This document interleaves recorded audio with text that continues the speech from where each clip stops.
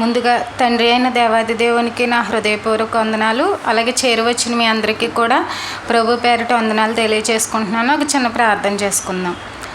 మహోన్నతుడా, మహాపరిశుద్ధుడా, అత్యంత శక్తిమంతుడా, దేవ సర్వోన్నతుడా, సర్వ సృష్టికర్తమైనటువంటి మా ప్రియ పరలోకపు కన్న తండ్రి, దేవా మీ ఘనమైన అతి పవిత్రమైన శ్రేష్టమైన నామమునకు తండ్రి మరి లెక్కింపలేని స్తుతులు స్తోత్రములు దేవా. ఇంతవరకు గడిచిన కాలం అంతటిలో మీరు అనుగ్రహించినటువంటి ప్రతి వనరును బట్టి, ప్రతి విధమైనటువంటి కృపను బట్టి కూడా తండ్రి, ప్రతి విధమైన కాపుదలను బట్టి మీకు వందనాలు, కృతజ్ఞతలు తెలియచేసుకుంటున్నాం ప్రవ్వా. మరి ఇక ముందు జీవితంలో కూడా మీరే తోడుగా ఉండి మమ్మల్ని నడిపిస్తారని, మంచి మార్గంలో మంచి ఫలాలు పొందే విధంగా తండ్రి మా జీవితాలని తండ్రి బాగు చేస్తారని నమ్ముచు మేము మీకు వందనాలు, కృతజ్ఞతలు తెలియచేసుకుంటున్నాం తండ్రి. ఇంతవరకు పాటలతో మిమ్మల్ని మహింపరిచారు. ముఖ్య సందేశంలోనికి వెళ్ళుచుండగా ప్రభువా, మరి చెప్పుచున్న నాకు ఆత్మ సహాయాన్ని అనుగ్రహించండి. సమయోచితమైనటువంటి జ్ఞానపు మాటలు సంఘానికి వినిపించడానికి కావలసినటువంటి శక్తిని, సమర్థతను, ధైర్యాన్ని, ఆరోగ్యాన్ని అనుగ్రహించమని వేడుకుంటున్నామయ్యా. మరి కూడి వచ్చినటువంటి సంఘ బిడ్డలందరినీ కూడా జ్ఞాపకం చేసుకోనండి తండ్రి. మరి వారి హృదయాల్లో ఉన్నటువంటి సమస్యలన్నింటినీ తొలగించి లేదా పరిష్కార మార్గాన్ని వారికి త్వరలోనే చూపించి తండ్రి, మరి వారి హృదయాన్ని ఎంతో ధైర్యంతో, నమ్మకంతో నింపి తండ్రి, ప్రతి విధమైనటువంటి సమస్య లేదా ఆపద మీ దగ్గర మాత్రమే తొలగిపోతుందని గ్రహించి మరి అతి శ్రద్ధతో, అత్యాశక్తితో తండ్రి మీ మాటలు వినడానికి కూర్చుండగా, మరి సిద్ధపడుతుండగా తండ్రి ప్రతి విధమైన ఆశీర్వాదాన్ని ప్రతి కుటుంబంపై అనుగ్రహించండి తండ్రి. ఎంతో విలువైన జ్ఞాన సంపదను తండ్రి గ్రంథంలో పొందుపరిచారయ్యా దేవా. మేము నేర్చుకుంటుండగా, ధ్యానిస్తుండగా తండ్రి, మేము ఈ సంపదను సంపాదించుకుంటుండగా తండ్రి మాలో ఉన్నటువంటి ప్రతి మలినాన్ని కడిగివేసి మా జీవితాలు ఎంతగానో మెరుగుపరచబడతాయి అనేటువంటి సత్యాన్ని అందరం గ్రహించి ఏమాత్రం నిర్లక్ష్య ధోరణిలో కాకుండా తండ్రి శ్రద్ధతోనూ తండ్రి విధేయతతోనూ తండ్రి వాటిని గైకొను హృదయాన్ని మా అందరికీ దయచేయండి ప్రభువా. మరి చేరువచ్చిన బిడ్డలందరినీ కూడా తండ్రి అన్ని రకాల ఆశీర్వాదాలతో నింపమని, వారి జీవితాలలో తండ్రి సమాధానాన్ని కూడా అనుగ్రహించమని, ఎటువంటి కలత లేని ప్రశాంతకరమైన జీవితాన్ని ప్రతి ఒక్కరికి దయచేయమని వేడుకుంటూ ఈ ప్రార్థన మా ప్రభువును, మీ ప్రియకుమారుడు, మా రక్షకుడునైనటువంటి యేసుక్రీస్తు వారి పేరిట అడిగి వేడుకుంటున్నాం పరమ తండ్రి, ఆమేన్. మనం లాస్ట్ వీక్ మాట్లాడుకుంటున్నప్పుడు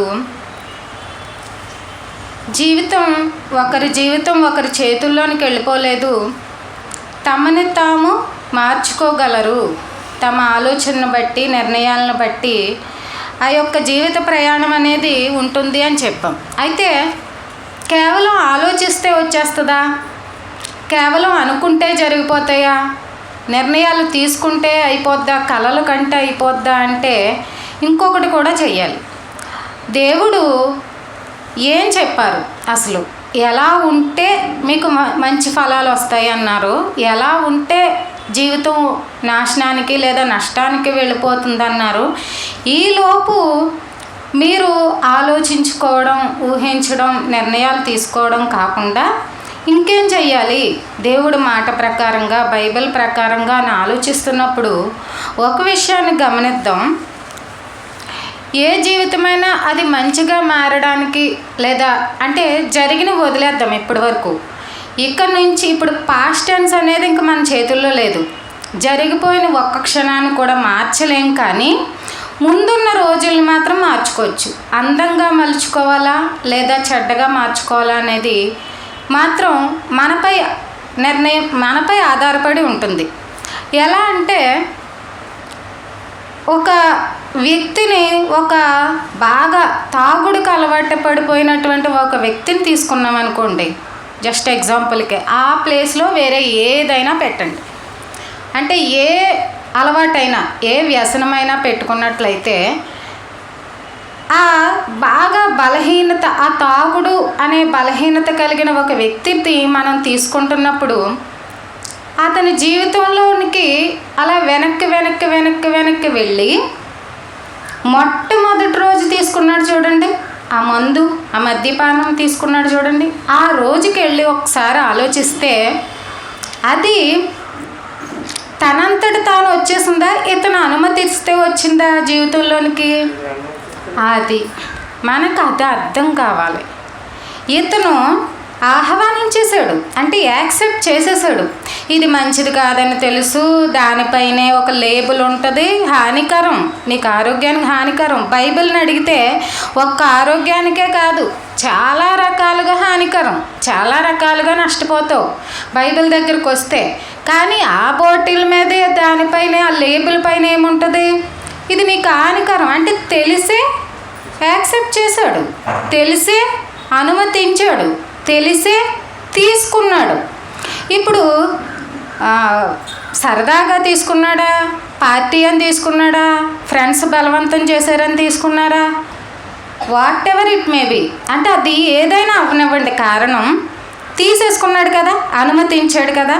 అలా కొద్ది రోజుల పాటు తన జీవితంలోనికి దాన్ని అనుమతించినప్పుడు ఇప్పుడు ఇంకా అతని చేతుల్లో లేదు. ఒకవేళ మనసులో దీనివల్ల చాలా గొడవలు అవుతున్నాయి, దీనివల్ల నేను కుటుంబానికి న్యాయం చేయలేకపోతున్నాను, దీనివల్ల నా సంపాదన అంతా ఎక్కడికి వెళ్తుంది? ఆ మందుకే, ఆ అలవాటుకి. అంటే ఈ అలవాటుని పోషించుకోవడానికి ఇతను బ్రతుకంతా శత విధాలా ప్రయత్నిస్తాడు, కానీ ఇతని చేతుల్లో లేదు. ఇప్పుడు ఎవరి చేతుల్లోకి వెళ్ళిపోయింది? దాని చేతుల్లోనికి ఇతని జీవితం వెళ్ళిపోయింది. అంటే మనం ఏది అనుమతిస్తామో అది మన జీవితంలోనికి వచ్చి పెద్దపేట వేసుకుంటుంది. అంటే సరదాగానే ఆహ్వానించి ఉండొచ్చు ఒకవేళ, కానీ అది నీ జీవితాన్ని రూల్ చేస్తుంది, నీ జీవితాన్ని పరిపాలించేస్తుంది. ఇంకా ఇదే ప్లేస్లో ఇంకేదైనా పెట్టండి. నేను బైబిల్ని ఆహ్వానించాను, ఇప్పుడు బైబిల్ పరిపాలన ఎలా ఉంటుంది? మరి చాలా చక్కగా, అందంగా, మంచిగా, నీలో లోపాలని సరిచేస్తూ, నిన్ను సరిదిద్దుతూ, నిన్ను క్షమిస్తూ, చాలాసార్లు అదే క్షమాగుణాన్ని నీకు నేర్పుతూ, నిన్ను ప్రేమిస్తూ, నువ్వు ప్రేమ కలిగి ఉండే విధంగా అది పరిపాలిస్తుంది. అంటే ఇప్పుడు నేను బైబిల్ని యాక్సెప్ట్ చేశాను నా జీవితంలోనికి, ఇంకో వ్యక్తి మందుని యాక్సెప్ట్ చేశాడు, ఇంకో వ్యక్తి ఇంకొక దాన్ని యాక్సెప్ట్ చేశాడు, అనుమతించారు. పర్మిషన్ లేకుండా ఇవి వచ్చాయా? లేదు. అంటే మీరు పర్మిషన్ ఇచ్చేశారు. ఎంతవరకు మీ జీవితంలో ఏవైతే ఏవైతే జరిగాయో వాటికి తెలుసో తెలియకో, అది మంచో చెడో, మీరైతే పర్మిషన్ ఇచ్చేశారు. ఇప్పుడు ఆ ఫస్ట్ పర్సన్, ఆ తాగుడున్న వ్యక్తిని తీసుకుంటే తీసేయాలి. ఇప్పుడు నాకు బాగాలేదు, ఇది వచ్చిన తర్వాత నా జీవితం సర్వనాశనం అయిపోయింది, నన్ను నమ్ముకున్న వాళ్ళు కూడా చాలా బాధపడుతున్నారు, కాబట్టి దీన్ని తీసేయాలనుకుంటే ఎవరికి సాధ్యం చెప్పండి? అక్కడ ఒకటి అతని జీవితాన్ని దేవుడి కన్నా అప్పగించాలి, లేదా అతనికి అతనే తీసుకోవాలి. తనకు తానే నిబద్ధత, మళ్ళీ నిర్ణయం అతనే తీసుకోవాలంటే అతనే బాగు చేసి, అతని చేతుల్లోనే ఉంది. ఇంక అది నాకు ఇది వద్దు అంటే అది పోదు ఇంకా, ఎందుకంటే ముందు నువ్వు దాన్ని ఆహ్వానించేసావు. అది నిన్ను మింగేస్తుందని తెలుసు, నిన్ను పాడు చేస్తుందని తెలుసు, నీతో పాటు నీకు విలువ ఉండదని తెలుసు, నీకు అసలు సమాజంలో గౌరవం ఉండదని తెలుసు, అన్నీ తెలుసు. నువ్వు ఆహ్వానించేసినప్పుడు అది దాని చేతుల్లోనికి నీ జీవితం వెళ్ళిపోయినప్పుడు నువ్వు తీసేయాలనుకున్నా నీ చేతుల్లోనే ఉంది. ఎవ్వరు తీయలేదు, చెప్తారంతే, మానేవయ్యా అంటారు మహా అయితే. ఎందుకయ్యా అందరినీ దూరం చేసుకుంటావు దీనికోసం అంటారు. ఎందుకు నీ పిల్లల్ని దీనికోసం బాధ పెడతావు, వాళ్ళకి అందంగా ఏం కొనకుండా అంటారు. కానీ నువ్వు ఎలా అయితే నీ చేతులతో నువ్వే తీసేసుకోవాలి. ఇది లా ఆఫ్ లైఫ్, జీవిత నియమం ఇది. నువ్వు దేన్నైతే తీసుకున్నావో కాదనుకున్నప్పుడు విడిచిపెట్టే పని కూడా నీదే. అయితే సరే, నెగిటివ్ వదిలేద్దాం. ఈరోజు పాజిటివ్ కోణంలో బైబిల్ మనల్ని ఎలా బాగుపడాలని చెప్తుంది, ఏ విధంగా వెళ్తే మంచి ఆశీర్వాదాలు. అంటే చెడ్డవి ఎవరో కోరుకోరు కదా, బాగుపడాలి అన్ని విషయాలు. మనకి ఏమేమి అడుగుతాము? ఆరోగ్యం, ఐశ్వర్యం, అలాగే ఏ లోటు లేకుండా సమృద్ధికరమైనటువంటి జీవితం, ప్రశాంతమైన జీవితం, ఇంట్లో సమాధానం, ఇది అడుగుతాం. ఇవి ఎలా అనుగ్రహింపబడాలంటే దేవుడు ఒక మార్గాన్ని చూపించాడు. ఆ మార్గంలో నడిస్తే ఇవన్నీ వచ్చేస్తాయి ఆటోమేటిక్గా. కానీ ఆ మార్గం కనుక్కోవడమే మన పని. కనుక్కోవడం, ఆ ప్రకారంగా వెళ్ళడం. దానికి వ్యతిరేకంగా వెళ్తే ఇక్కడ నీ కోరిక ఒకటవుతుంది, నువ్వు అడిగేది ఒకటవుతుంది. మ్యాచ్ అవ్వలేనప్పుడు, నువ్వు ఆ మార్గంలో లేనప్పుడు అవి దక్కవు, దానికి ఆపోజిట్ జరుగుతుంటాయి. అయితే దీనికోసం ఒకవేళ దేవుడి వైపు చూసి నాకు ఆరోగ్యం కావాలి, జీవితం చాలా హ్యాపీగా వెళ్ళాలి, ప్రశాంతంగా వెళ్ళాలి అని అందరికీ ఉంటుంది కదండి. ఎవరికైనా పాడు చేసుకోవాలని ఉండదు కదా. బాగుండాలి, ఈ రోజు కంటే ఇంకా బాగుండాలి, ఇంకా అభివృద్ధిగా ఉండాలి, నాకంటే నా పిల్లలు ఇంకా అభివృద్ధి పరచబడాలి, ఉన్నతమైన స్థితికి వెళ్ళాలి అంటే దేవుడు చెప్పే సూచనలు ఒకసారి చూసినట్లయితే యెహెజ్కేలు 2:1 చూడండి.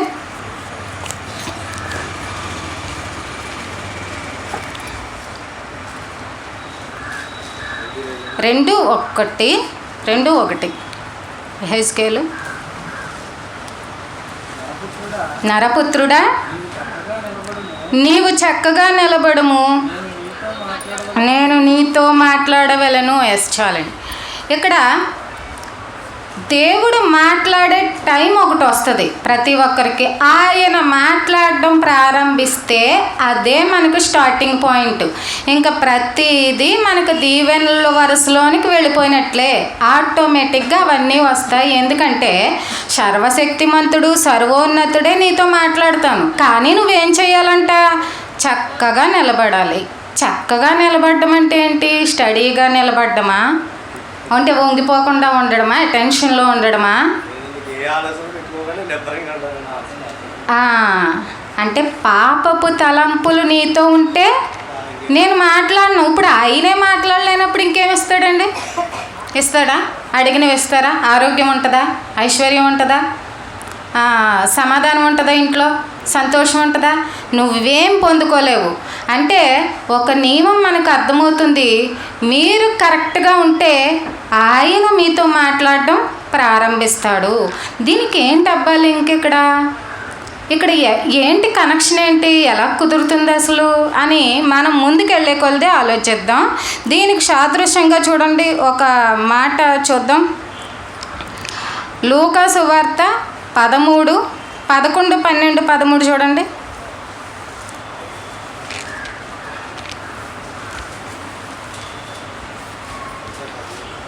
లో 18 ఏండ్ల నుండి బలహీనపరుచు దెయ్యము పట్టిన ఒక స్త్రీ అచ్చట నుండెను. ఆమె నడుము వంగిపోయి ఎంత మాత్రమును చక్కగా నిలవలేకుండెను.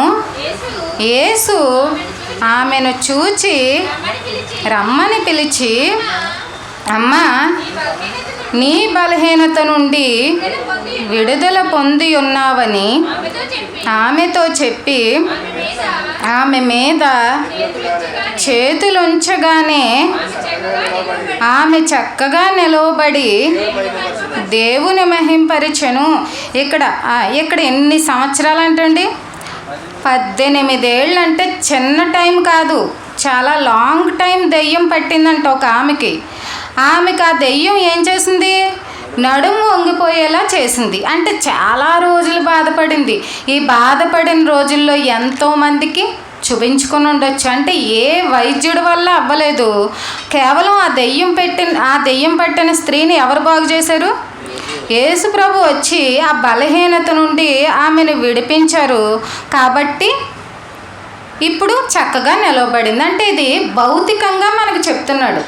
నువ్వు భౌతికంగా నిలబడలేకపోయావు కాబట్టి నిన్ను నిలబెట్టే శక్తి ఎవరిది? ఇప్పుడు యేసు ప్రభుది. ఎంతోమందికి ఎన్నో ప్రయత్నాలు చేసి ఉండొచ్చు అప్పటి వరకు, కానీ జరగలేదు. ఎప్పుడైతే యేసు ప్రభు వచ్చారో ఆమె జీవితంలోనికి ఆమెను నిలబెట్టింది. ఇప్పుడు ఇది మనకేం చెప్తుంది? నడుము వంగిపోయిన దెయ్యం ఆమెను అలా పట్టుకొని అలా బాధిస్తే ఈరోజు అదే సాతాను లేదా దెయ్యం అనేక విషయాలలో మనల్ని వంగదీసింది. కొంతమందికి ఆర్థిక పరిస్థితులు బాగలేదు, కొంతమందికి ఆరోగ్య పరిస్థితులు బాగోలేదు, కొంతమందికి ఇంట్లో మనశ్శాంతి లేదు, సమస్యలు, ప్రశాంతత లేదు, తింటున్నామా ఉంటున్నామా అంటున్నారు కానీ వాళ్ళ మనసు ఎప్పుడూ గందరగోళంగా ఉంటుంది, పీస్ఫుల్ మైండ్ లేదు. కొందరి విషయంలో ఇంకొకటి అంటే ఏదో విషయంలో వంగిపోయిన పరిస్థితే, వంగిపోయాం మనం కూడా. అంటే కొన్ని ఒక్కో కుటుంబానికి ఒక్కో రకంగా ఇలా పెట్టింది ఎవరు? దుష్టుడు అనేక రకాలుగా శోధించాలని అనుకున్నప్పుడు ఈ రకంగా దెబ్బ కొట్టడం జరుగుద్ది. అది ఎలాగా అనేది ఒక్కొక్కరికి ఒక్కో విధంగా ప్రయత్నాలు చేస్తూనే ఉంటాడు. అయితే ఇక్కడ ప్రభువు కదా నిలబెట్టింది. ఆమె వంగిపోయి ఉంది, ఎవ్వరూ బాగు చేయలేదు. అదే దెయ్యం ఆమెని ఆ బలహీన స్థితి తీసుకెళ్ళింది, ప్రభు వచ్చి బాగు చేశారు. ఈరోజు మనం కూడా ఏ విషయాలలో కొంచెం వంగి ఉన్నామో, ఏ విషయాలలో బాధపడుతున్నామో, బలహీనతలు కలిగి ఉన్నామో ఒక్కసారి జ్ఞాపకం చేసుకుని, ప్రభువా నన్ను నిలబెడతావా? ఇప్పుడు నేను ఆర్థికంగా బాగలేదు, ఇస్తావా? మరి నేను ఆరోగ్యంగా బాగలేదు, ఇస్తావా? మరి నాకు ఇంట్లో మనశ్శాంతి లేదు, అది అనుగ్రహిస్తావా? సమాధానం లేదు, సంతోషం లేదు, మరి ఈ విషయాలలో నన్ను నిలబెడతావా అంటే ఖచ్చితంగా నిలబెడతాను అంటున్నాడు. అయితే ఎలా వెళ్ళాలి? ఇప్పుడు ఎలా పొందుకోవాలి? ఇదొక్కటి మనకు తెలియాలండి. ఎలా వెళ్ళాలి, ఆయన చెప్పిన రూట్లో ఎలా ప్రయాణించాలి, కావలసినవన్నీ ఎలా సంపాదించుకోవాలి, ఇప్పుడు ఆయన దగ్గర నుంచి ఎలా పొందుకోవాలి ఒకసారి ఆలోచిస్తే నిర్గమకాండం 33:21 చూడండి.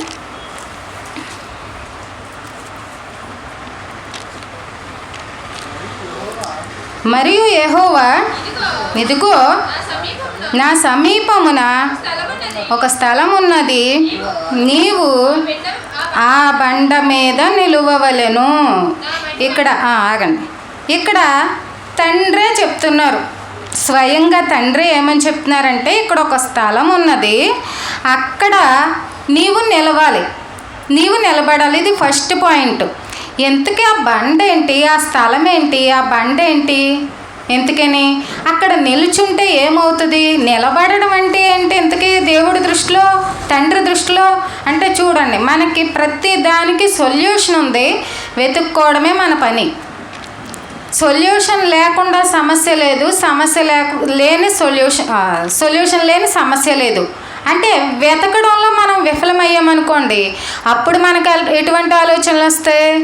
విరక్తితో కూడిన ఆలోచనలు వస్తాయి. ఒక రూట్ చెప్తున్నాడు, మీరు పలానా చోటుకి వెళ్ళండి. ఎవరికి? మోషేకే కాదు, మనకే చెప్తున్నారు. మనకు కావాలి సంపద, కావాలి లోటు లేకుండా వెళ్ళడం. ఇది అడగకూడదు అనుకోకండి, అదేం పాపం కాదండి, పాపం చేసి తెచ్చుకోకూడదు అంతే. ఆరోగ్యం కావాలి, సంతోషం కావాలి, సమాధానం కావాలి, పిల్లల చదువులు, భవిష్యత్తు, ఇవన్నీ కావాలి. మరి మేము ఏం చేయాలి ప్రభువా, మేము ఏం చేయాలి తండ్రి అని అడిగితే, ఇదిగో ఒక చోటుకి వెళ్ళండి, అక్కడ నిలబడండి. అక్కడ నిలబడితే ఏదో చెప్తాడండి దేవుడు. మనం వెళ్ళాలి కదా, మన ప్రయత్నం మనం చేయాలి కదా. వెళ్ళిపోదాం అక్కడికి, ఎక్కడికో. ఒకసారి 1 కొరింథీ 10:4, 5, 6. 1 కొరింథీ పత్రిక 10.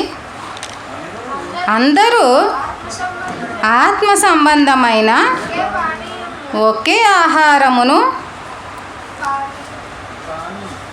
పానీయము, దానిపైన చదవండి.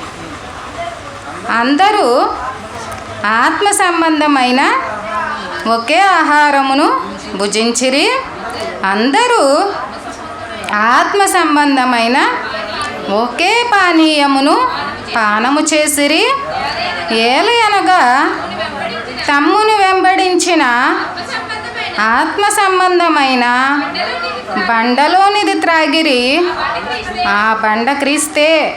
అయితే వారిలో ఎక్కువ మంది దేవునికి ఇష్టలుగా ఉండకపోయిరి కనుక అరణ్యంలో సంహరింపబడిరి. వారు ఆశించిన ప్రకారము మనము చెడ్డ వాటిని ఆశించకుండునట్లు ఈ సంగతులు మనకు దృష్టాంతములుగా ఉన్నవి. ఎక్కడి నుంచి ఎక్కడ కనెక్షన్ ఇది? ఆ బండ ఎవరంట? క్రీస్తు. ఇప్పుడు బండ దగ్గరికి వెళ్ళండి అని ఇక్కడ కొరింథీ పత్రికలో చెప్పింది ఎవరికంట? ఫస్ట్ అదే క్రీస్తు అనే బండ దగ్గరికి మీరు వెళ్ళండి అని చెప్పింది ఎవరిని? అది ఆశ్చర్యం మనకి. అంటే ప్రపంచంలో అనేక జాతులు బ్రతుకుతున్న కాలంలో నా పిల్లలు అని దేవుడు ఎవరినైతే ఎన్నుకున్నారో ఆ ఇశ్రాయేలీల ప్రజలకి ఎవరు తెలుసు? ఆ దేవుడే. తండ్రి అయిన దేవుడు తెలుసా? క్రీస్తు తెలుసా? అది అంటే తండ్రి పిలుచుకున్నాడు ఇశ్రాయేలీల ప్రజల్ని. ఆ ప్రజల్ని ఎక్కడికి వెళ్ళమంటున్నారు? బండ దగ్గరికి వెళ్ళు అంటే ఆ బండ క్రీస్తు, ఆ బండే క్రీస్తు. ఆ క్రీస్తు దగ్గరికి వెళ్ళండి. ఏమొస్తుంది క్రీస్తు దగ్గరికి వెళ్తే? ఏమొస్తుంది? ఏం కావాలో అది వస్తుంది. ఆ బండలోది తాగాలి. బండ దగ్గరికి వెళ్తే కాదు, ఆ బండలోది త్రాగాలి. అయితే ఇక్కడ కొంతమంది ఏం చేశారంటే వాళ్ళందరికీ అవకాశం ఉంది కదా, క్రీస్తు దగ్గరికి వెళ్ళే అవకాశం ఉంది కదా, త్రాగే జలం అందరికీ ఇవ్వబడింది కదా.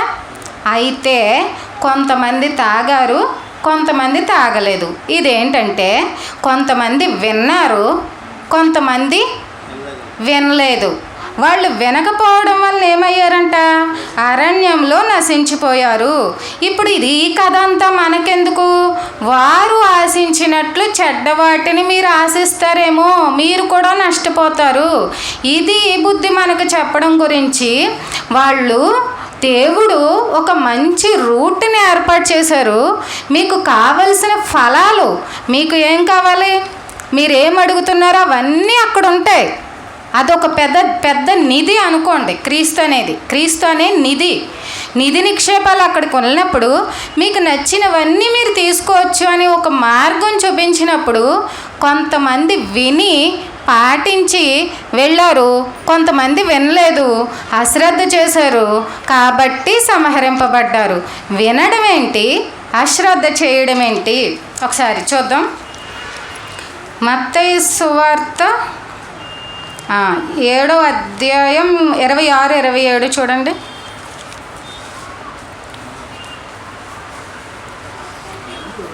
మరియు ఈ నా మాటలు విని వాటి చొప్పున చేయని ప్రతివాడు ఇసుక మీద తన ఇల్లు కట్టుకొనిన బుద్ధిహీనుని పోలియుండును. వాన కురిసెను, వరదలు వచ్చెను, గాలి విసిరి ఆ ఇంటి మీద కొట్టెను, అప్పుడు అది కూలబడెను, దాని పాటు గొప్పదని చెప్పెను. ఇక్కడ ఏం జరుగుతుందంటే మీరు వెళ్ళండి, బండ దగ్గరికి వెళ్ళండి, ఆ బండే క్రీస్తు, అందులో నీళ్లు తాగండి. ఇప్పుడు ఏ నీళ్లు తాగాలి? క్రీస్తు దగ్గర నుంచి మనకి ఏ నీళ్ళు వస్తున్నాయి? కొందరు ఎందుకు తాగారు, ఎలా తాగారు, కొందరు ఎందుకు తాగలేదు, తాగలేని వాళ్ళు ఎందుకు చచ్చారు, ఇది కదా మనకు తెలియాలి. బండలో ఏమున్నాయండి? జీవజలాలు ఉన్నాయి. జీవజలాలు ఉన్నప్పుడు ఆ జీవజలాలు త్రాగినప్పుడు మనిషి నష్టపోతాడా? అసలు మరణమే లేదు ఆ మనిషికి. ఇంకా నష్టపోయేదేముంది? నష్టపోడు. కానీ కొంతమంది ఏం చేశారంటే విన్నారంతే, పాటించలేదు, జస్ట్ విన్నారంటే. ఇప్పుడు నా మాటలు విని వాటి చొప్పున చేయని వాడు ఇసుక మీద కట్టుకున్నారు. అంటే బండనే క్రీస్తు ఉన్నప్పుడు ఆ పునాది మీద కదా కట్టబడాలి, కానీ ఇసుక మీద కట్టుకున్నారు. అంటే ఏం చేశారంటే యేసుక్రీస్తులో ఒక న్యాయమైన విధులు, కట్టడలు, ఆజ్ఞలు ఉన్నాయి. అవి ఏంటంటే మీరు ప్రేమ కలిగి ఉండాలి, స్వార్థం లేకుండా ఉండాలి, క్షమాగుణాన్ని కలిగి ఉండాలి. అంటే ఏదైనా చూడండి, మీలో అసూయ, ద్వేషం, ఇతరులది ఆశించడం, లేదా అన్యాయంగా ప్రవర్తించడం, మోసగించడం, ఇంకొకరిని, స్త్రీల్ని వేరే అసభ్యకరంగా మాట్లాడడం, దూషించడం, అవమానకరంగా మాట్లాడడం. అంటే నీతి అనే జలం ఉందండి. ఒక్క మాటలో చెప్పాలంటే నీతి అనే జలం ఉంది. నీతి అనే జలం ఉన్నప్పుడు మీరు తాగేయండి, ఆటోమేటిక్గా అవన్నీ వచ్చేస్తాయి.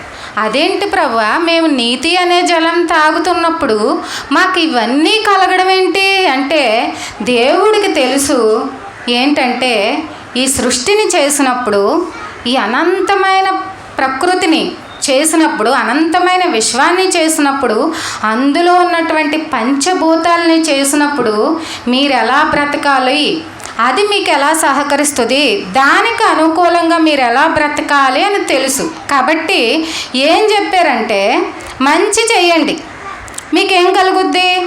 మంచే కలుగుతుంది. నీతి కార్యక్రమాలు చేయండి, అప్పుడు మీకేం జరుగుతాయి? నీతి కార్యక్రమాలే జరుగుతాయి. అంటే అవినీతి ఎవడైనా చేద్దామని చూసినా జరగదు. ఒక 4 మాటల్లో ఆ బండ దగ్గరికి వెళ్ళండి అని ఇశ్రాయేలు ప్రజలకు చెప్పారు కదా. ఒక్కసారి అక్కడికి వెళ్ళి అక్కడ ఏం జరిగిందో చదవద్దు, నేను జ్ఞాపకం చేస్తాను. ఆ బండ దగ్గరికి వెళ్ళండి, అక్కడున్న నీళ్లు తాగండి అంటే ఆయన చెప్పే మాటలు విని వాటి ప్రకారంగా పాటించండి అన్నారు. ఏమని చెప్పారంటే, ధర్మశాస్త్రం గురించి అందరికీ తెలుసు కదా. ధర్మశాస్త్రంలో చాలా విధులు, ఆజ్ఞలు, కట్టడలు అవన్నీ ఉన్నాయి. వాటి ప్రకారంగా నడుచుకో, నీకు మంచే జరుగుద్ది. ఏం జరుగుద్ది? నీ పంటల్ని ఎవ్వరూ తినరు, నీకు సమృద్ధిగా పంటలు వస్తాయి. పైగా వెళ్ళడమే పాలు తేనెలు ప్రవహించే దేశాన్ని నీకు ఇస్తున్నాను. నీ శత్రువులు నీపై దాడి చేయాలని చూసినా వాళ్ళు నీ ముందు నిలవబడరు. నీకు ఆరోగ్యాన్ని ఇస్తాను, నీకు ఏ వ్యాధి రాదు, ఏ రోగాలు రావు. అలాగే ఇంకా నువ్వు ఎక్కడికి వెళ్ళినా నీకు మంచే జరుగుతుంది. అంటే నీకు ఎదురొచ్చి అవుతుంటాయి, నీ కుటుంబం సమృద్ధిగా ఉంటుంది. తర్వాత నీ పిల్లలు తరాలు సంతానంలో అభివృద్ధి పొందుతారు. ఇంకా అన్నీ చెప్పేస్తానన్నారు. అంటే ఇప్పుడు దేవుడికి మనిషికి ఇవ్వడం ఇష్టమేనా కాదా? ఒక్కటి చేయమన్నాడు అంతే. ధర్మశాస్త్రం ప్రకారంగా నడుచుకో, ఆటోమేటిక్గా ఏమొస్తుంది? నీకు ఐశ్వర్యం వస్తుంది, నీకు ఆరోగ్యం వస్తుంది. చూడండి, ఆ పాయింట్లోనే ఇవన్నీ ఉన్నాయి. ఒకవేళ నిన్ను శత్రువులు ముట్టడి చెయ్యాలని చూసినా వాళ్ళు నీ ముందు నిలవలేరు. ఎందుకంటే నా బలం, నా శక్తి నీకు తోడుగా ఉంటుంది. నువ్వు న్యాయంగా నడుచుకో, నీకు ఏ హాని జరగదు. చివరికి రోగాలు కూడా రావు, వ్యాధులు కూడా ఉండవు, ఆరోగ్యం ఉంటుంది, దీర్ఘాయుష్ అంటే చివరి వరకు బ్రతికే అదృష్టం కూడా ఉంటుంది, ఆయుష్ కూడా ఉంటుంది. అంటే ఒక మనిషి తర్వాత ఎలాగ నిత్య జీవితం. అయితే ఇక్కడ భౌతికంగా ఉండడానికి ఎంతకంటే ఏం కావాలి? వాళ్ళు అడిగారు ఇశ్రాయేలు ప్రజలు? అడగలేదు. అడగకుండానే మీకు ఏమీ హాని జరగకుండా ఉండాలంటే ఆ ధర్మశాస్త్ర ప్రకారంగా నడుచుకోండి చాలు. అందులో విధుల ప్రకారంగా నడుచుకోండి, ఆ ఆజ్ఞల ప్రకారంగా నడుచుకోండి. అప్పుడు ఆరోగ్యం, సంతోషం, సమాధానం, ఐశ్వర్యం, సమృద్ధికరమైన పంటలు, ఇంకేం కావాలండి మనిషికి భూమి మీద బ్రతకడానికి? అవన్నీ అనుగ్రహిస్తాను అంటే ఆ బండలో నీళ్ళంట కొందరు త్రాగలేదంట. అంటే దీని అర్థం ఏంటి? కొందరు వినలేదు, విన్నారంతే, పాటించలేదు. పాటించకపోతే సంహరింపబడ్డారు. అందుకనే మనకి ప్రవక్త అయిన సమూయేలు గారు మాట జ్ఞాపకం చేసుకుని మనం కాస్త ముందుకెళ్దాం. 1 సమూయేలు 7వ అధ్యాయం 3.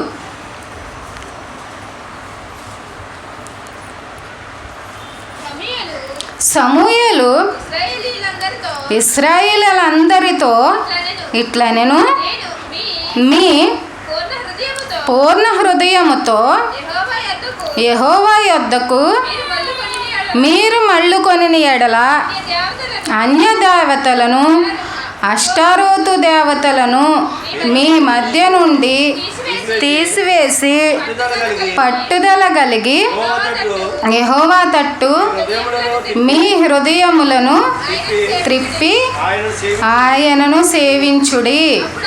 అప్పుడు ఆయన ఫిలిష్తీయుల చేతిలో నుండి మిమ్మును విడిపించును. ఇక్కడ ఈ ప్రజలందరూ కూడా సమూయేలు గారు న్యాయాధిపతిగా ఉన్నప్పుడు, వీళ్ళు రాజుగా కోరుకున్నప్పుడు ఆ రాజు చేతిలో పెట్టేయబోతున్నాను ఇంకే ప్రజల్ని అన్నప్పుడు సమూయేలు గారు ఏం చెప్తున్నారు? మీరు మీ పూర్ణ హృదయంతో పట్టుదల కలిగి యెహోవా తట్టు తిరగాలి. అంటే భక్తి చేయడంలో పట్టుదల ఉండాలా?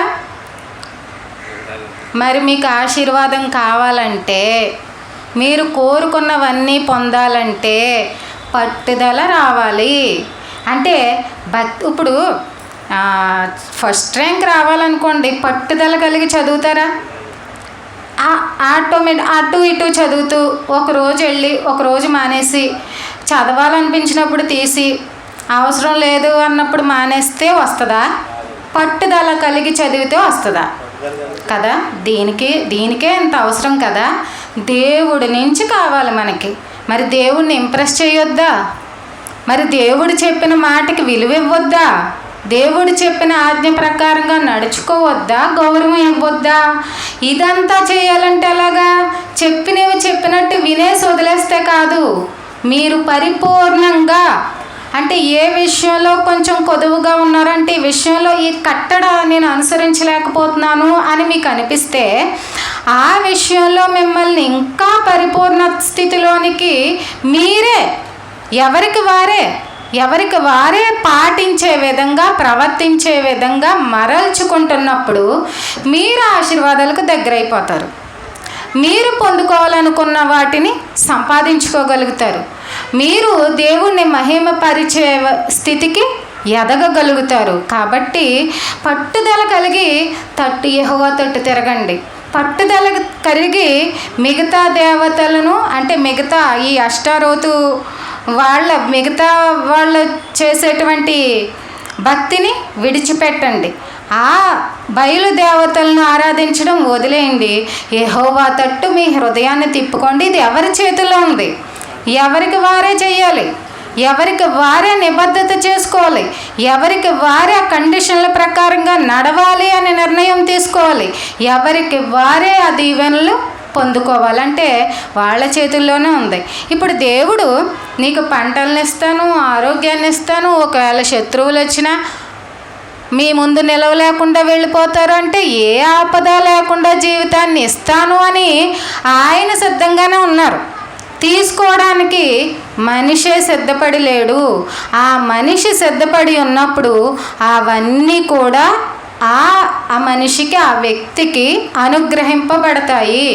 ఆయన హస్తము కొరచ కాదు. ఎప్పుడు కూడా ఎక్కడో చోట మిస్ అయిపోతుంది, రావాల్సినవి రావట్లేదు అంటే మనం ఎక్కడో తప్పుతున్నాం, ఎక్కడో మిస్టేక్ జరుగుతుంది. అది ఆటంకంగా ఉంది. దేవుడి నుంచి ఆ ఫలాలు పొందుకోవడానికి మనిషికి ఆటంకంగా ఉంది. కాబట్టి సమూయేలు గారు, ఒకవేళ మిమ్మల్ని ఎవరు వెళ్ళినా సరే, ఏ రాజు పరిపాలనలోకి వెళ్ళినా సరే, మీ అసలైన రాజు ఎవరు? తండ్రి, యెహోవా తండ్రి. ఆయన ఇచ్చిన ధర్మశాస్త్రం ప్రకారంగా నడవడం మానొద్దు. మీరు ఒక్కొక్క ఆజ్ఞను మీ జీవితంలో ఎలాంటి పరిస్థితి ఎదురైనా, ఎటువంటి ప్రతికూల పరిస్థితి ఎదురైనప్పటికీ కూడా ఆ ఆజ్ఞకు కట్టుబడి ఉండండి. ఆ మాటకు గౌరవించి బ్రతకండి. అప్పుడు మీకు ఏది మేలో అది ఆయన చూసుకుంటాడు అని చెప్పారు. ఇదే మాట మనకి కూడా వర్తిస్తుంది. మనము ఆయన చెప్పిన విధంగా నడుచుకుంటున్నప్పుడు మనకి ఏ రకంగా మేలు జరుగుతుందో దేవుడి కంటే బాగా ఎవరూ చెప్పలేరు. ఎందుకంటే ఈ బ్రతుకుతున్నప్పుడు శరీరానికి కొన్ని నియమాలు ఉన్నాయి, ప్రకృతికి కొన్ని నియమాలు ఉన్నాయి, దేవుడికి కొన్ని నియమాలు ఉన్నాయి. వాటిని తెలుసుకుని ఎంత ఒబే అవుతావో అంత గొప్పగా దీవించబడతావు.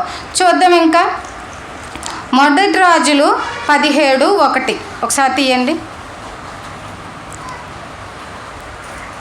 మొదటి రాజులు 17:1. అంతటి గిలాదు కాపురస్తుల సంబంధియును తిష్బీయుడైన ఏలియా అహాబు నొద్దకు వచ్చి, ఎవని సన్నిధిని నేను నిలబడి ఉన్నానో ఇశ్రాయేలు దేవుడైన ఆ యెహోవా జీవము తోడు, నా మాట ప్రకారముగాక ఈ సంవత్సరములలో మంచైనను వర్షమైనను పడదని ప్రకటించెను. ఆగండి. ఇక్కడ ఏం చెప్పారంటే, ఏలియా గారు వెళ్ళి ఆహాబు రాజు దగ్గరికి వెళ్ళి ఏమని చెప్పారు? ఈ సంవత్సరాలలో మంచు పడదు, వర్షము పడదు. ఎంత అధికారం వచ్చిందండి ఏలియా గారి మాటకి ఇక్కడ. అంటే ఏలియా గారు ఎంత రోషంతో బ్రతికాడో, ఎంత పౌరుషంతో దేవుడి కోసం నిలబడ్డాడో మనకు తెలుసు కదా. ఆ పౌరుషం, ఆ రోషం ఆయన మాటకు అంత శక్తిని ఇచ్చేసింది. ఇక్కడ పంచభూతాలు ఉన్నాయి కదా విశ్వంలో, ఈ ప్రపంచంలో గాలి, నీరు, నిప్పు, నింగి, నేల. వీటిపై అధికారం ఎవరిది? దేవుడిది. అంటే వీటిని శాసించే అధికారం ఎవరిది? ఇప్పుడు దేవుడికి ఫస్ట్ అయితే దేవుడిది. ఇప్పుడు ఆ దేవుడు నీ పక్షాన ఉన్నప్పుడు, దేవుడు ఏలియా పక్షాన ఉన్నప్పుడు ఆ మాటకి ఆ పవరు ఎలా వచ్చింది? ఇప్పుడు దేవుడి శక్తిని బట్టి ఆ శక్తి ఆ ఏలియా మాటకి వచ్చింది. నిజంగా చెప్పేశాక వర్షం పడింది అనుకోండి, అప్పుడు ఏమవుతుంది? రాజు దగ్గర మాటకి శక్తి లేదు, నీ దేవుడికే శక్తి లేదు, నువ్వెందుకు ఎంత ధైర్యంతో నా ముందే వచ్చి, అసలు రాజు దగ్గర మాట్లాడడానికే ఒక ధైర్యం ఉండాలి, నిలబడి మాట్లాడాలంటే. కానీ ఇదిగో ఇది నా దేవుడు, నా మాట ప్రకారం అవునుగాక అయ్యింది. అక్కడ ఆ శక్తి ఎలా వచ్చేసింది అంటే, ఇక్కడ ఈ ఒక నీటిపై కానీ, అగ్నిపై కానీ, భూమిపై కానీ అధికారం ఉన్న దేవుడు ఒక్కసారి ఆ దేవుడు హ్యాండ్వర్లోకి, ఆ దేవుడు చేతుల్లోనికి మనిషి వెళ్ళిపోయినప్పుడు పరిపూర్ణత కలిగి పూర్ణమైన హృదయంతో ఆయన మాట ప్రకారంగా నడుచుకుంటున్నప్పుడు ఆ మాటకి శక్తి పెరుగుతుంది. దేవుడు ఏ మాట అయితే చెప్పాడో ఆ మాటే ఏలియా తీసుకొచ్చి చెప్పాడు. మరి అది జరిగిందా లేదా? అప్పుడు ఇంకొక అద్భుతమైన ఉదాహరణ మీకు జ్ఞాపకం చేస్తాను. నెబుకద్నెజరు ఒక విగ్రహాన్ని ప్రతిష్ఠించి నమస్కారం చేయమన్నప్పుడు దానియేలు గారు ఏం చేస్తారు? అదే వాళ్ళ స్నేహితులు షడ్రకు, మెషక్, అబేద్నెగోలు వాళ్ళు ఏం చేస్తారు? మొక్కము, మా దేవుడు ఎవరు? యెహోవా తండ్రే, మా ప్రార్థనలు మావే అని భయపడకుండా ప్రార్థిస్తారు. అప్పుడు వీళ్ళని ఏం చేస్తారు? వాళ్ళు అగ్నిగుండం తయారు చేసి అందులో పడేస్తారు. అగ్నికున్న స్వభావం ఏంటి చెప్పండి? కాలిపోవాలి. ఎవరైతే ఏమవనివ్వండి. ఇక్కడ దేవుడు అన్ని ఆజ్ఞలు ఎందుకు చెప్పారో తెలుసా? మీరు నీతిగా బ్రతకాలి, యథార్థంగా బ్రతకాలి, స్వార్థంగా ఉండకూడదు, మీరు ప్రేమ కలిగి ఉండాలి, త్యాగంతో ఉండాలని, మీకు అవే జరగాలని, మీకు మేలే జరగాలని. అంటే మనకి తెలియక ఈ ప్రకృతికి విరుద్ధంగా వెళ్ళిపోతామేమో, నడుచుకుంటామేమో. కాబట్టి కొన్ని రూల్స్ ఆయన కోసం కాదు, ఇది మనకి మేలు జరగడం కోసం.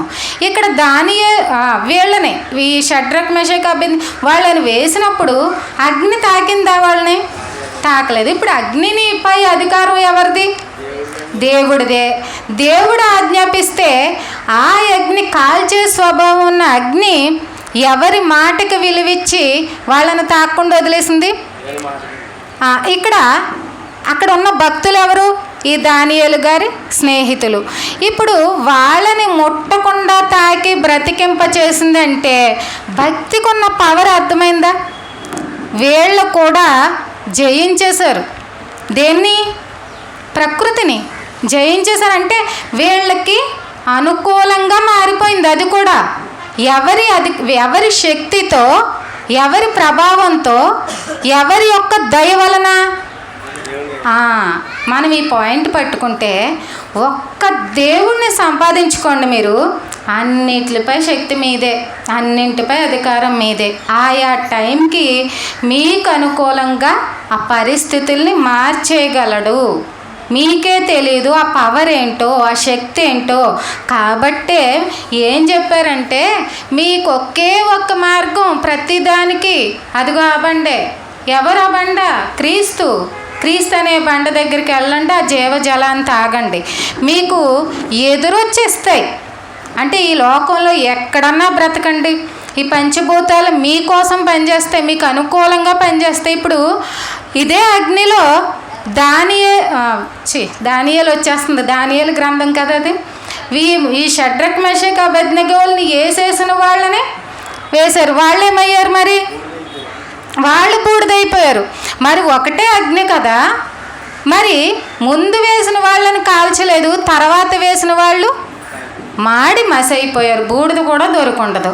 ఏంటి రీజన్? ఇక్కడ ఏం జరిగింది? ఇక్కడ దేవుడి పక్షాన ఉన్న వాళ్ళకి అది కూడా హాని చేయదు. దేవుడి కోసం నిలబడ్డ వ్యక్తికి ఆపద తప్పుకుంటుంది. కానీ దేవుడికి వ్యతిరేకంగా బ్రతికిన వాళ్ళకి అదే దాని స్వభావం ప్రకారంగా, దాని నియమం ప్రకారంగా వెళ్ళిపోతుంది. అంటే మనకి ఒక ధర్మశాస్త్రం కానివ్వండి, లేదా క్రీస్తు వచ్చిన తర్వాత కొత్త నిబంధనలో కొన్ని మాటలు చెప్పారే మనకి. మొట్టమొదటిగా మత్తయి సువార్త 5వ అధ్యాయంలో అంతా ఆయన ప్రసంగం ఉంటుంది. ఒక్కసారి ఆలోచించండి. ప్రకృతి విరుద్ధమైన నియమాలు ఏమీ ఉండవు అందులో. అంటే విశ్వానికి ఒక రూల్ ఉంది. మీరు నడిచే నడత ప్రకారంగా, మీ ఆలోచన ప్రకారంగా, మీ క్రియల ప్రకారంగా ప్రతిఫలం ఇస్తుంది. ఇదిగో మీరు ఇలా ఈ దారిలో వెళ్తే, ఈ రకంగా వెళ్తే మీకు మంచి జరుగుతుంది, మీరు అన్నీ పొందుకుంటారు, మీకు అన్ని మేలులు, అన్ని ఆశీర్వాదాలు వాటంతటా అవే వస్తాయి. ఎందుకంటే అవి పొందుకునే మార్గంలో మీరు వెళ్ళారు. విరుద్ధంగా వెళితే అది కూడా విరుద్ధంగా ప్రతికూలం అవుతుంది. ఒకసారి ఇంకో మాట చూద్దాం. లూకా సువార్త 19:8 చూడండి. ఇంకో కోణంలో కూడా అర్థం చేసుకుందాం. జక్కయ్య నిలువబడి, ఇదిగో ప్రభువా, నా ఆస్తిలో సగము పేదలకిచ్చుచున్నాను, నేను ఎవని యొద్దనైనను అన్యాయముగా దేనినైనను తీసుకొని ఎడల అతనికి 4 గింతలు మరలా చెల్లింతునని ప్రభువుతో చెప్పాను. ఇప్పుడు జక్కయ్యకి ప్రభువుకి ఎన్నాళ్ళ పరిచయం? ఆ ఒక్కరోజైనా చెట్టెక్కి ప్రభువుని చూడాలి, ఏం చెప్తున్నా అంటే ఎప్పుడో విని ఉండొచ్చు. ఒకవేళ వాళ్ళ ద్వారా వీళ్ళ ద్వారా ప్రభు ఎలా ఉంటాడో, అసలు ఏం చెప్పుంటాడో అని నిలబడి చూస్తే ఆ మనస్సుకి తెలిసింది, ఆ మనసు ప్రభువుకి తెలిసింది. ఏమంటాడు? నువ్వురా, నీతో మాట్లాడాలి అని అంటాడు, పిలుస్తాడు. అంటే ఒక్కరోజు ప్రభు యొక్క పరిచయంలో, ఆయన యొక్క మాటలో, ప్రభువు చెప్పిన మాటలో ఆయనలో ఎంత మార్పు వచ్చింది? మొత్తం మారిపోయింది. అంటే అప్పటి వరకు కలిగిన సంపాదన అంతా 4 గింతలు ఇచ్చేసాడండి ప్రతి ఒక్కరికి. అంటే ఈ సత్క్రియలు ఇప్పుడు నీ చేత ఒకరు పెట్టేంత స్థితికి నువ్వు, అంటే ఒకరికి పెట్టేంత స్థితికి నువ్వు ఎదగాలి, ఉండాలి అంటే ప్రభువుని వెంబడించాలి, నీకు ఆ శక్తి వస్తుంది. మరి ఒకటి అర్థం చేసుకుందాం. ఇప్పుడు వాళ్ళ దగ్గర నుంచి, అంటే ఆ ప్రజల దగ్గర నుంచి తీసుకున్నాడు కదా డబ్బుని, అప్పటి వరకు వసూలు చేసుకున్నాడు కదా. ఏమనుకుని వసూలు చేసుకుని ఉంటాడు? ఇది నన్ను కాపాడుతుంది, అంతే కదండి. అంటే ఇది ఉంటే నేను హ్యాపీగా జీవితంలో సంతోషంగా నిజమే, డబ్బు ఉంటే సంతోషంగా ఉంటారు. కానీ ఇక్కడ ఒక మాట నోటీస్ చేశారా? అన్యాయంగా దోచుకున్నాడంటే, తీసుకున్నాడంటే ఎందుకనే ప్రజల దగ్గర న్యాయంగా తీసుకుంటేనే ఆ ధైర్యం ఉంటుంది. కానీ అన్యాయంగా తీసుకున్నాను అంటే ఒకప్పటి వరకు ఏదైతే ధైర్యం అనుకున్నాడో అది ఎప్పటికైనా నేను అన్యాయం చేశాను కాబట్టి ప్రజలకి అదే అన్యాయం నాకు ఎదురవుతుంది. ప్రభు పరిచయం అయ్యే కళ్ళు తెరిచిపోయినాయి ఈయనకి. ప్రభు పరిచయం అయిన తర్వాత ఇంకా నా ధైర్యం ఇది కాదు, నేను సంపాదించుకోవలసిన నిధేది ప్రభువుని.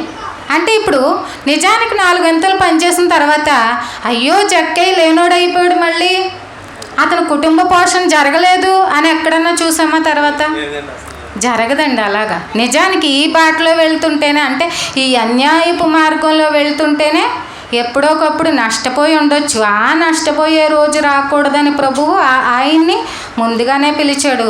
ఆయన మాట ఆయన ఎలా మార్చేసింది? ప్రభువు చెప్పిన మాట ఎంత శక్తివంతమైందో చూసారా?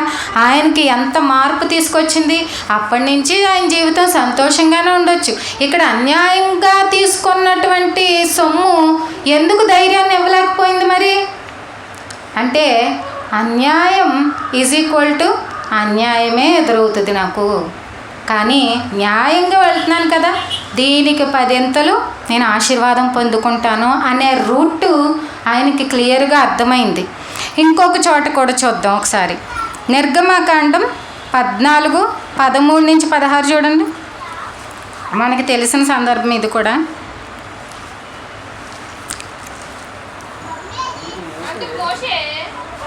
అందుకు మోషే భయపడకుడి, యెహోవా మీ పక్షమున. 13 నుంచి అండి. అందుకు మోషే భయపడకుడి, యెహోవా మీకు నేడు కలుగజేయు రక్షణ మీరు ఊరక నిలుచుడి. చూడుడి, మీరు నేడు చూచిన ఐగుప్తీయుల్లో ఇక మీదట మీరు ఎన్నడూను చూడరు. యెహోవా మీ పక్షమున యుద్ధము చేయును, మీరు ఊరకే ఉండవలెనని ప్రజలతో చెప్పెను. అంతలో యెహోవా మోషేతో, నీవేళ నాకు మొరపెట్టుచున్నావు, సాగిపోవుడి అని ఇశ్రాయేలుతో చెప్పుము. నీవు నీ కర్రను ఎత్తి ఆ సముద్రం వైపు నీ చెయ్యి చాపి దాని పాయలుగా చేయుము. అప్పుడు ఇశ్రాయేలీలు సముద్రం మధ్యను ఆరిన నేల మీద నడిచిపోదురు. ఇక్కడ ఆగండి. ఇక్కడ ఐగుప్తీయులు రాజు తరుముతున్నారు ఇశ్రాయేల్ ప్రజల్ని. వీళ్ళు మోషే ఏమో ప్రజలను నడిపించుకుంటూ వెళ్తున్నారు. ఇక్కడ ఏమడ్డొచ్చింది వీళ్ళకి? ఎర్ర సముద్రం ఎదురొచ్చింది. అసలు దారే ఉందా పారిపోవడానికి? చూడండి, దేవుడు పక్షాన నిలబడ్డవాడి శక్తి ఎలా ఉంది, దేవుడికి విరుద్ధంగా వెళ్ళిన వాడి శక్తి ఎలా ఉంటుంది, వాళ్ళ జీవితం ఎలా ఉంటుంది మనకి ఇక్కడ 3 సందర్భాల్లో తెలుస్తుంది. 1 ఏలియా, 2 దానియేలు గారి స్నేహితులు, 3 ఇక్కడ మొట్టమొదటి సూచక్రియ. ఇక్కడ అద్భుతం జరిగింది. ఇక్కడ వీళ్ళకి ఎలా వెళ్ళాలో తెలియట్లేదు, ఎందుకంటే పెద్ద మహాసముద్రమే అడ్డుగా ఉన్నప్పుడు ఎలా వెళ్ళాలి? దారెటు? వెనకేమో తరుముతూ వచ్చేస్తున్నారు శత్రువు, దొరికేమా చంపేస్తాడు ఈ ఫరో. అసలే కఠినాత్ముడు. అంతకుముందు ఎన్నో దేవుడు అద్భుతాలు సూచక్రియలు చేశాడు. సుమారు 10 చేసి ఉంటాడు. 10 చేసిన, 10 కళ్ళారా చూసిన, 10 భయంకరమైన పరిస్థితులు ఎదుర్కొన్న వీళ్ళను పోనివ్వడానికి ఇతను ఇష్టపడట్లేదు. అలాంటి టైంలో ఇరుక్కుపోయాం మేము. ఇప్పుడు ఎలాగా తప్పించుకోవడం అంటే దేవుడు వాక్యం ఏమని చెప్తుంది? ఏంటి మోషే అలా చూస్తున్నారేంటి మీరు? ఎందుకు ఆగిపోయారు? మీకు ఆ ప్రకృతే దారేస్తుంది. ఎవరికన్నా ఇస్తుందండి ఇలాగా? ఎవరికైనా అనుకూలంగా అంటే మనకు అనుకూలంగా మారిపోద్దా? మనకి హెబ్రీ పత్రికలో ఏమని చెప్పారు? ఇది మీకు సేవకులైన, అదే దేవుడు పిల్లలకు సేవకులైన ఆత్మలు అన్నప్పుడు ఎంత డెప్త్గా ఉందంటే ఆ మాట. సేవకులైన ఆత్మలు అంటే మీకు అనుకూలంగా అవి మారతాయి. ఇది డీప్గా ఆలోచించండి. మొదటి నుంచి జరిగినటువంటి క్రియల్లో దేవుడి కోసం నిలబడ్డ ప్రవక్తల వెనక, దేవుడి కోసం నిలబడ్డ రాజుల వెనక వాళ్ళకు అనుకూలంగా ఎన్ని అద్భుతాలు చేసింది, ఎన్ని వరాలు ఇచ్చేసిందో ఒకసారి ఆలోచించండి. ఇక్కడ కూడా మీరు ఊరికే నిలబడి ఎందుకు చూస్తారు? మీరు సాగిపోండి, మీరు ఆగే పని లేదు. అదేంటి ప్రభా, సముద్రం ఉంది కదా, ఇక్కడ ఒక షిప్ అన్నా లేదు, ఏమీ లేదు. అక్కర్లేదు, అదే దారేస్తుంది, మీరు వెళ్ళండి అంతే. ఏమైంది అక్కడ? ఆ 2 పాయలుగా చేయడం, ఆ మధ్యలో దారి ఇవ్వడం, వాళ్ళు సాగిపోవడం ఎక్కడన్నా జరుగుద్దండి. ఎంత విచిత్రం అసలు! ఎంత లేటెస్ట్ టెక్నాలజీ పెరిగిన తర్వాత ఆ టెక్నాలజీని ఉపయోగించి షిప్పులు తయారు చేసి ప్రయాణించడం వరకు వెళ్ళగలిగాడు. కానీ మనిషి 2 పాయలుగా చేయగలడా? అస్సలు కుదరదండి. అంటే పంచభూతాల్ని శాసించే అధికారం దేవుడికి ఉన్నప్పుడు, ఆ దేవుడికి విధేయత కలిగి నువ్వు బ్రతికినప్పుడు, ఆ దేవుడి మార్గాలలో పట్టుదల కలిగి ఏది వదిలేను, ఏ ఆజ్ఞ వదిలేను, ప్రతి ఆజ్ఞ నాకు విలువైనదే, ప్రతి కట్టడ నా మంచికే, ప్రతి దాంట్లోనూ నా మేలే దాగి ఉంది అని నువ్వు ఒక్కసారి బలంగా ఫిక్స్ అయినప్పుడు ఆ రకమైన మార్గంలోనే నేను ప్రయాణిస్తాను. నా జీవితాన్ని అలా మార్చుకుంటాను, నా జీవితాన్ని అలా బ్రతుకుతాను. ఆయన శాసనాల ప్రకారంగా, ఆయన ఆజ్ఞల ప్రకారంగా నడుస్తాను. ఎందుకంటే నాకు అన్నీ అనుకూలించే మార్గాన్ని ఆయన చూపించాడు, నాకు అన్నీ దొరికే మార్గాన్ని ఆయన చూపించాడు. నేనేం కోరుకుంటున్నానో అవన్నీ సంపాదించుకునే మార్గాన్ని చూపించాడు. నడవడమే నా పని, నా నిర్ణయాలు మార్చుకోవడమే నా పని. పట్టుదల కలిగి పూర్ణ హృదయంతో ఆ మాటల్ని, ఆ మార్గాల్ని వెంబడించడమే నా పని అని అనుకుని వెళ్తావో, వెళ్ళిపోయారండి వాళ్ళు కూడా. అది దారి ఇచ్చింది, వీళ్ళకి అనుకూలంగా చేసింది. ఇప్పుడు అదే మార్గంలోకి వీళ్ళు కూడా వచ్చేసారు. ఎవరు? ఫరో వాళ్ళ సైన్యం వచ్చింది. మరి ఇచ్చిందా వాళ్ళకి? అబ్బాయి ఎంత అద్భుతం అండి, ఎంత ప్రేమ దేవుడికి. అంటే ఈ విశ్వాన్నే నీ కోసం అనుకూలపరుస్తున్నాడే. మరి మనం ఆయన మాటల్ని ఎంత శ్రద్ధగా వినేస్తున్నాం, ఎంత గౌరవంగా హృదయంలో పెట్టేసుకున్నాం, ఎంత ప్రతిరోజు ధ్యానించేస్తున్నాం, ఎంత పాటించడంలో సఫలమవుతున్నాం. ఒక్కసారి ఎవరికి వాళ్ళు ఆలోచించండి. ఈరోజు నాకు నేనే నిర్ణయించుకోవాలి. నాకు ప్రతి కట్టడ విలువైందే, ప్రతి దాంట్లో అద్భుతమైన వరం ఉంది, ప్రతి ఆజ్ఞ విలువైనదే, ప్రతి దాంట్లో అద్భుతమైన ఆశీర్వాదం నా కోసం దాగి ఉంది. ప్రతి మాట విలువైనదే. నేను దాన్ని పాటించినప్పుడు అద్భుతమైన అద్భుతాలు ఎన్నో నా జీవితంలో నేను పొందుకోగలుగుతాను. ఆ శక్తిని పొందుకోగలుగుతాను. ఆ శక్తి చేత నడిపించబడతాను. ఏదైనా సరే, ఏ దారే లేని చోట వాళ్ళకి దారి ఇచ్చినప్పుడు, ఏ దారి లేని చోట మనకు అనుకూలంగా మారి మార్గం ఏర్పడుతుంది అని ఎవరికి వారు బలంగా నిర్ణయాలు తీసుకోండి. అప్పుడు మీ జీవితాలను మీరే నడిపించుకోగలుగుతారు ఆ దేవుని సహాయంతో, ఆ దేవుడు మీ పక్షాన ఉన్నప్పుడు. అందుకనే దేవుణ్ణి సంపాదించుకోవడం అంటే మాటలు విని వెళ్ళిపోవడం కాదండి. పాటించడంలో పాస్ అయిపోవాలి. మనం పాటించడంలో ఆయన మెప్పించాలి. పాటించడంలో చాలా మొదటి స్థితిలో ఉండిపోవాలి. నామమాత్రంగా ఉండిపోకూడదు. వెళ్ళారు, జలం వరకు వెళ్ళారు, ఆ బండ వరకు వెళ్ళారు, త్రాగడంలో విఫలమయ్యారు. అంటే పాటించడంలో విఫలమయ్యారు. అందరికీ ఇస్తున్నాడు జీవజలాలు అనేది క్రీస్తుని అందరికీ పరిచయం చేస్తున్నాడు. కానీ అందరూ పాటించట్లేదు, విఫలమవుతున్నారు. అందులో ఆశీర్వాదాలు ఉన్నాయి, విలువను ఆ మార్గంలో నడవడంలో మీకు అద్భుతాలు ఉన్నాయి. అవి అనుసరించడంలో ప్రకృతి కూడా మీకు సహాయం చేస్తుంది. మనం మూడు ఎగ్జాంపుల్స్ చూసాం, ఉదాహరణలు. అవి అద్భుతాలే కదా. ఎంతగా వాళ్ళకి అనుకూలంగా, వాళ్ళని టచ్ చేయకుండా, వాళ్ళని బాధించకుండా, వాళ్ళకి అనుకూలంగా అది మారి వాళ్ళు జీవింపజేసేలా చేసింది, ఆ ఆపద నుంచి తప్పించింది. అంటే ఎంత బలవంతుడైనా ఓడిపోతాడు దేవుడు నీ పక్షాన ఉన్నప్పుడు. ఆ దేవుడు నీ పక్షాన ఉండాలంటే నువ్వు ఆయన మార్గాల్లో నడిచే చాలు. ఇదే మనం చేసే ప్రయత్నం. ఆయన మాటల ప్రకారంగా బ్రతికే చాలు. వీలైనంత ప్రేమగా ఉండడం, నిస్వార్థం లేకుండా బ్రతకడం, అసూయను హృదయంలో నింపుకోకుండా ఉండడం, ఈ ఆజ్ఞల దేవుడు కోరుకున్నా. ఎందుకంటే అవే నీకు మేలు తెచ్చిపెడతాయి, అవే నీకు ఆశీర్వాదాలు తెచ్చిపెడతాయి, అవే నీకు మంచి ఫలితాలని ఇస్తాయి. ఒకవేళ దీనికి విరుద్ధంగా వెళ్ళారా, ఆ వెనక వచ్చిన వాళ్ళు ఎలా నశించిపోయారో అలాగే నష్టపోతారు. జాగ్రత్త అని మనకి బైబిల్ చాలా వివరంగా స్పష్టంగా చెప్తుంది. కాబట్టి ఇక్కడ జీవితంలో ఎలా జీవించాలో మనకు అర్థం కాలేనప్పుడు చేసిన సృష్టికర్తే ఆ విధానాన్ని చట్ట రూపంలో మనకు అందించాడు. ఆ చట్టాన్ని గౌరవిస్తే చాలు, ఆ చట్ట ప్రకారం నడుచుకుంటే చాలు, ఆ చట్టాన్ని ప్రకారంగా బ్రతికితే చాలు. అది మన చేతుల్లోనే ఉంది. ఎవరో బలవంతం చేస్తే, పదే పదే చెప్తే కాదు, మనమే నిర్ణయం తీసుకుంటున్నప్పుడు, ఆ జీవ మార్గంలో నడవాలని మనం గట్టిగా ప్రయత్నం చేసినప్పుడు జీవ మార్గంలో మీకు అన్నీ లభిస్తాయండి. ఆ మార్గంలోనే అద్భుతాలు ఉన్నాయి, ఆరోగ్యం ఉంది, సంపద ఉంది, సంతోషం ఉంది, సమాధానం ఉంది. కాబట్టి ఒక్కొక్కటిగా మీరు అందరూ పొందుకుంటారు. కాబట్టి ప్రతి ఒక్కరూ కూడా పూర్ణ హృదయంలో అనుసరిస్తారని, ఆ మేలులన్నిటిని కూడా పొందుకునే అర్హత కలిగి ఉంటారని కోరుతూ నా మాటలు ముగిస్తున్నాను. ఒక చిన్న ప్రార్థన. మహోన్నతుడా, మహాపరిశుద్ధుడా, అత్యంత సర్వశక్తిమంతుడా దేవా, మీ ఘనమైన నామానికి తండ్రి లెక్కింపలేని స్తుతులు స్తోత్రములు. ఇంతవరకు దేవా పరిశుద్ధ గ్రంథంలోని కొన్ని విషయాల్ని ఆలోచించుకోవడానికి, ధ్యానించడానికి మాకు ఇచ్చినటువంటి విలువైన సమయాన్ని బట్టి, అలాగే ఆత్మ సహాయాన్ని బట్టి తండ్రి మీకు వందనాలు, స్తుతులు స్తోత్రములు చెల్లించుకుంటున్నాం తండ్రి.